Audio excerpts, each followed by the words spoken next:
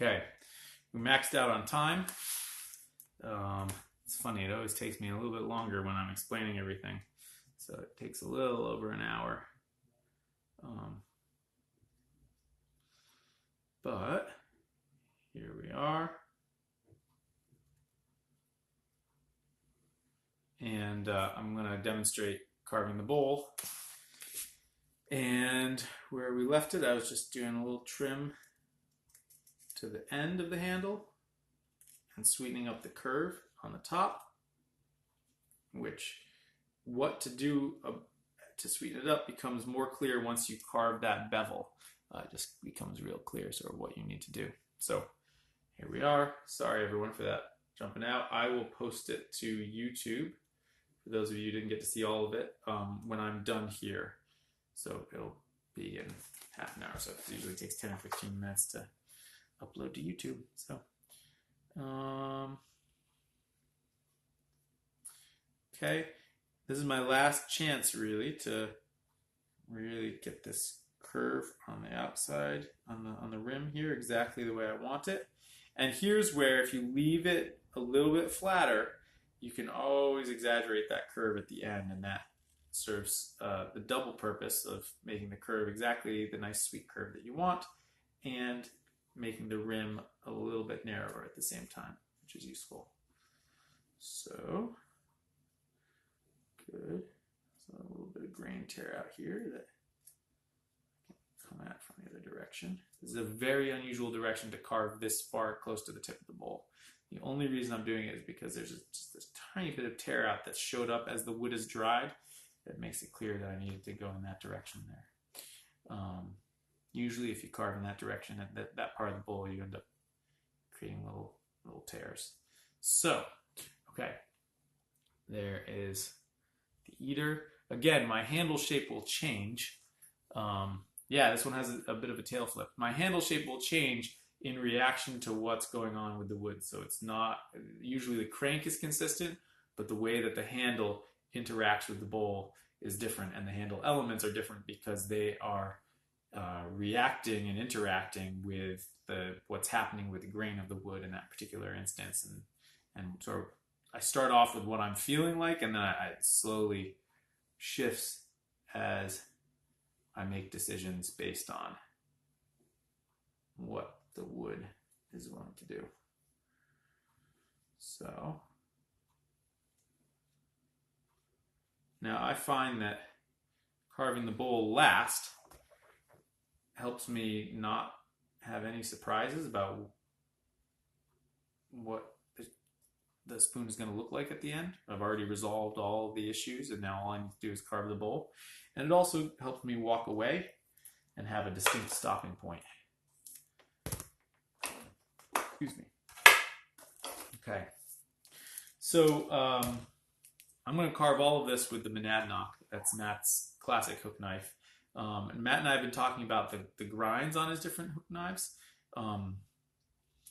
and agreeing that the monadnock, because the small shape makes it ideal for hogging out really any shape of spoon, should have a fairly aggressive grind, by which I mean that it engages the wood at a very shallow angle. So a less aggressive grind, it would need to engage the wood at a steeper angle like this, and it would also pop out quicker.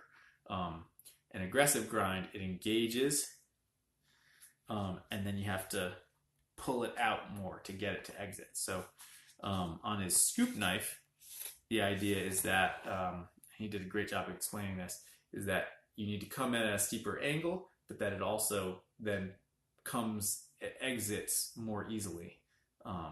So for instance, if I was carving something big and deep, where you can often get stuck down at the bottom, going back and forth because you don't have room for the hook knife to exit cleanly, that less aggressive grind will allow you. It's still wicked sharp. It has nothing to do with sharpness. It has to do with the angle at which it wants to exit the wood, and so it will allow you to sort of get out of situations that you otherwise wouldn't. Now his large spoon, he and I are still tossing back ideas of should it be an aggressive grind? Should it not be an aggressive grind? I would almost, my personal take, I think, I haven't used as large one that I have a prototype of very much yet. It just hasn't worked out in terms of what I've been carving. My personal take is that I think an aggressive, at the face of it, is I think an aggressive grind would be appropriate because you'd mostly be using it for carving shallow things that happen to be wide. So you want to use the wider curvature to achieve fewer track lines and smoother track lines in the wood. Whereas having it be less aggressive just means that for these large spoons, it would just take longer. And you're unlikely to get stuck down at the bottom of, a cooking spoon. Now, if you're carving a ladle, it might make more sense to finish that off with the less aggressive scoop knife. And as always, if you're just looking for one knife, probably the Monadnock is the way to go. Okay, so you can see I started in the middle. I'm supporting the bowl in the palm of my hand, and I have the knife like this with the edge pointing that way, and it's tucked into my fingers, and my finger is actually right up here, and then it's just opening and closing like this, and my thumb is providing oppositional support, and I don't cut my thumb. Oh, you got yours, great. I don't cut my thumb because by the time I get close to my thumb, my hand is closed and it can't move any further. I don't advocate the go up and over your exit over your thumb move. I think that's a good way to carve a big chunk out of the top of your thumb. And then you can break the other two cuts down into tail swirls and tip swirls, where you're either pivoting on the tip and swirling the back end around, or pivoting your hand sort of on these fingers and pivoting the tip around. You gotta order one, but you really want the open curve too. Yeah, B, I'm a lefty. That's the magic of Instagram stories, is it converts me to a righty. It's very convenient for all you righties to teach from. I feel like it's a real unfair advantage that I have, that I can do this and you guys can all see exactly what I'm doing. So you'll notice that I started in the middle and now I'm easing my way out and down at the same time. I want to hit the desired depth, thickness of the bowl, and the desired rim thickness around the same time,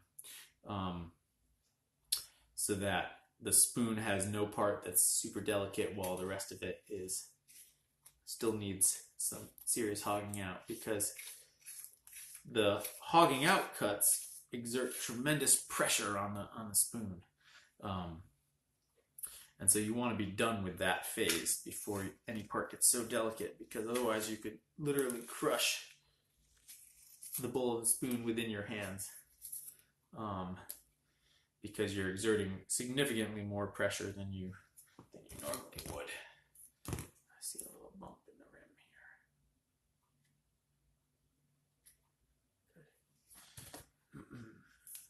here. Notice that I sheathed the knife before I put the straight knife down. And my straight knives never float around with their sheaths off, nor do my hook knives, although in that case it did.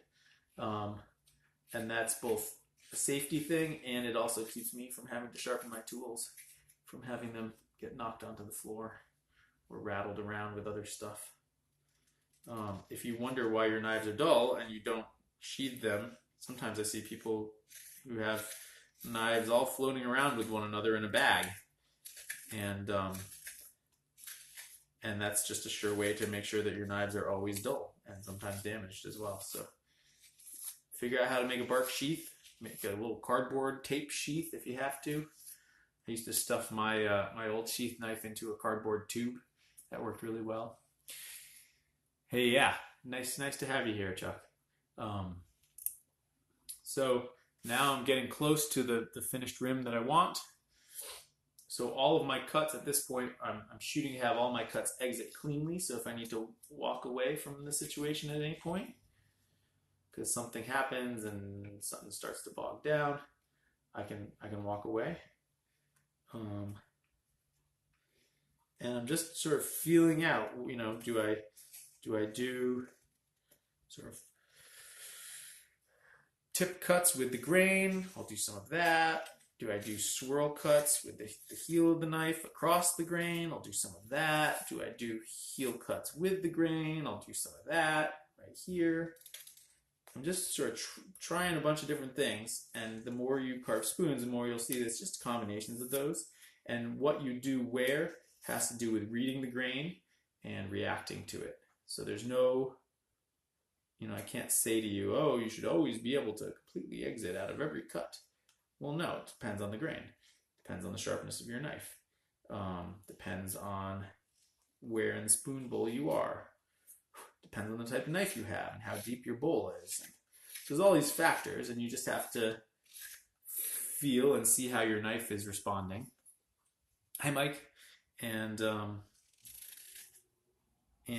if something isn't working, shift to a different cut. So having those 3 different cuts under your belt and having lots of different ways to hold your spoon in a supported fashion so that your hand is safe is the key. So just carving lots of spoons over time will give you those tools in your toolkit. And that's the key. It's just having options that you can try. So that if you notice a little spot that's not cutting cleanly, you can approach it from a different angle. Now, I very briefly got into rimless spoons, by which I mean that the inside bowl went all the way out to the outside shape. And then I realized that those spoons just didn't photograph as well. There's something about a rim, however narrow, that just defines the shape. Those parallel lines of the inside rim and the outside rim together just really make a spoon pop. And so, because so much of what I do is selling stuff that people can see photographs of, I went back to rims to have rims of some shape or other.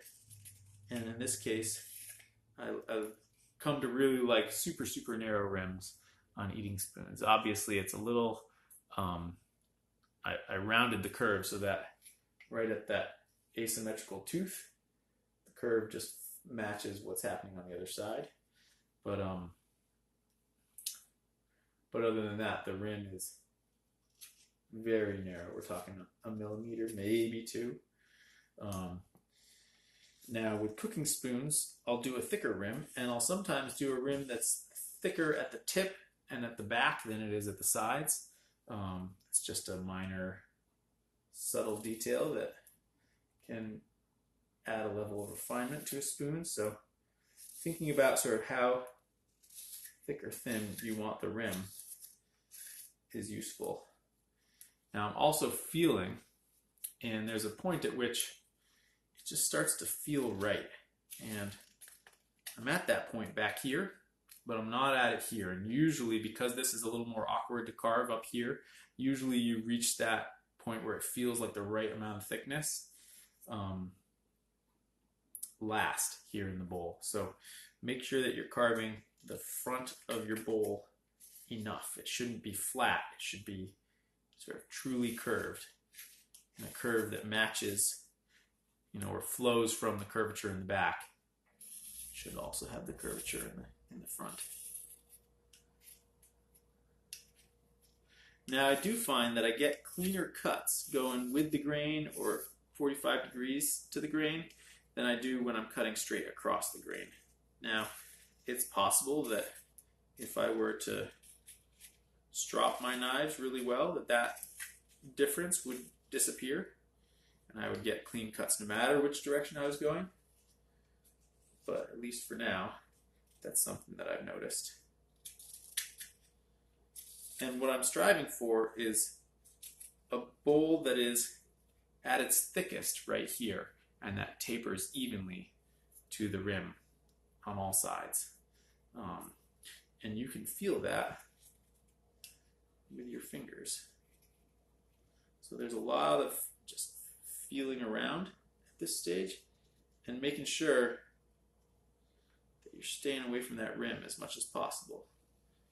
Because remember, if you make that rim completely disappear, in order to make it reappear, you're going to have to cut down into it in this way, and that will change the profile that you've worked so hard to work on. So in this case, I'm fussing a little more than usual, just because I'm enjoying it and it's carving nicely.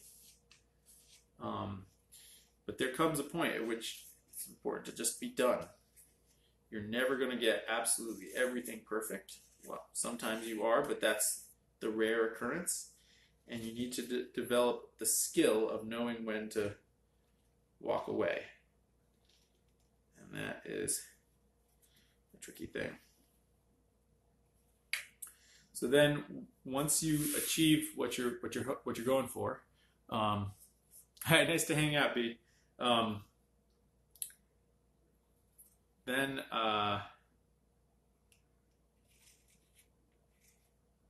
I use the hook knife to carve a very thin, tiny little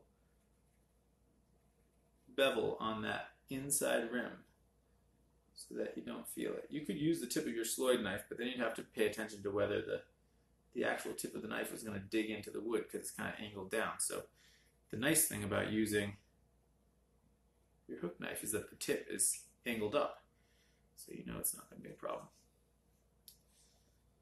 Okay, so I do that, and then I will also go and take a similarly small slice off of the bevel in the back.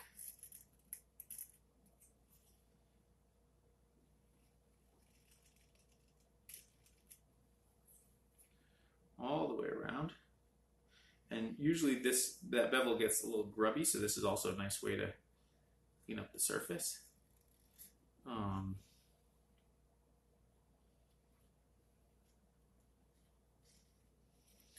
And then I find it's also helpful to take a tiny little bevel on the outside rim. Now with the outside rim, depending on the grain, it might feel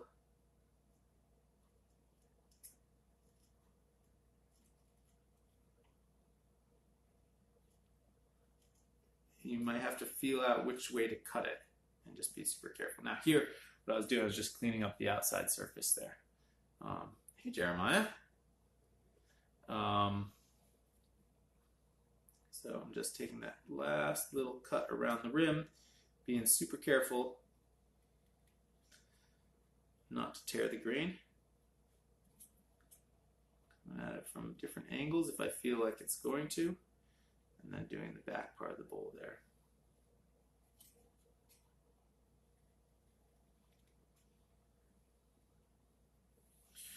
Okay, there you have it. So now I'm going to burnish. So again, I use a pestle on the inside of the bowl, and I use an antler on the outside of the bowl. You can use a smooth rock, you can use a bone folder. Bone folder won't give you the rounded surface to do the inside, but you can certainly do the outside with a bone folder. You can use a smooth bit of bone, I suppose. And I also have a collaboration with a potter where he is making me a number of prototype porcelain burnishers that will be unglazed, but will have a shape that's kind of an amalgamation of my pestle and the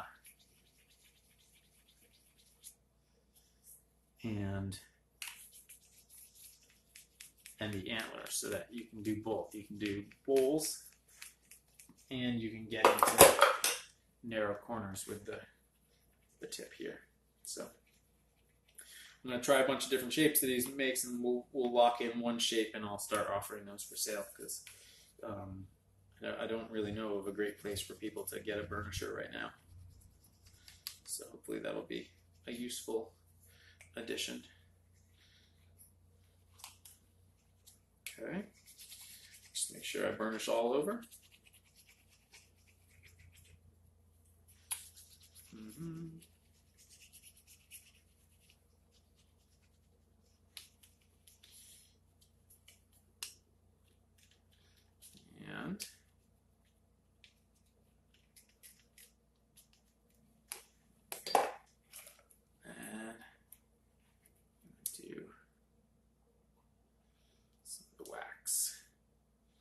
Don't need much. About that much is the right amount for an eating spoon. Do a little more if you felt like it was going to absorb a lot. And breakfast pan. And so crush the wax, get it smushed up, smear it all over. And you want to keep some on your fingers so that you have some extra to add to the places that dry out quick. And then you just keep it, an inch or so from the flame and turning. Yeah, this one turned out nice.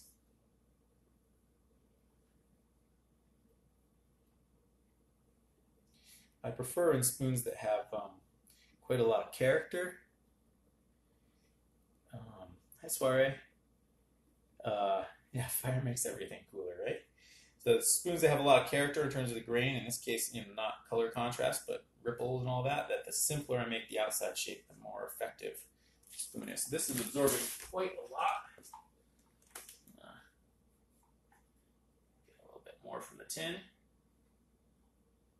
Wow, my hands are all, there we go.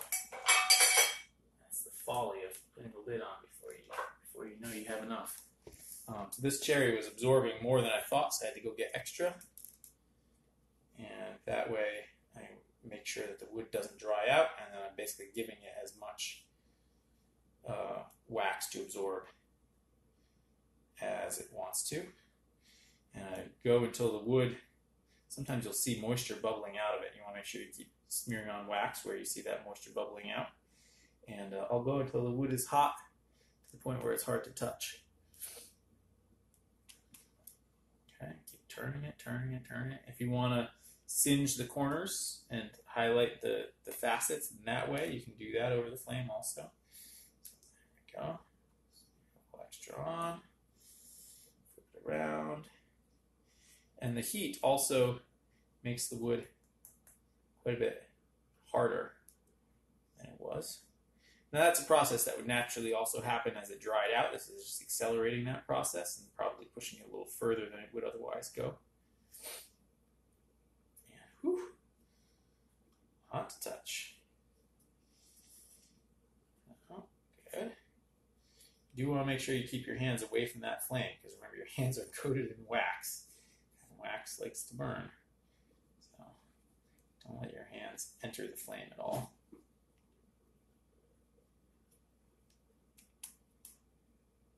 Okay. Good. Get a rag.